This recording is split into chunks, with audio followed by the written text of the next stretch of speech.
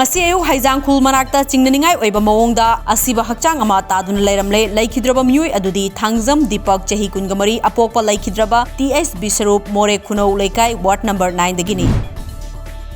ngasi Manipur khundariba Hindu lining chachariba singna sahi khudingi pangthok jaduna lakliba chahi amagi anouba chahi hoba numit sairaubogi thoram ngasi Manipur gi tampaki mafam kyada pangthoknari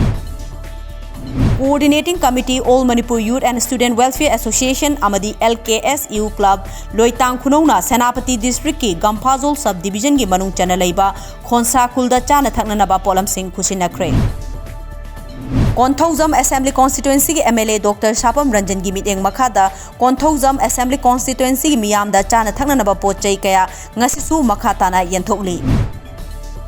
Indian Council of Medical Research ICMR gi Dr. Manoj Murhekarna COVID-19 thengnaba ngamdanaba hidak makhal nimpu henbada changing sethari adumakpu hojik fawbagi oina laina asidagi ngakthoknanaba hidakti leitri hairi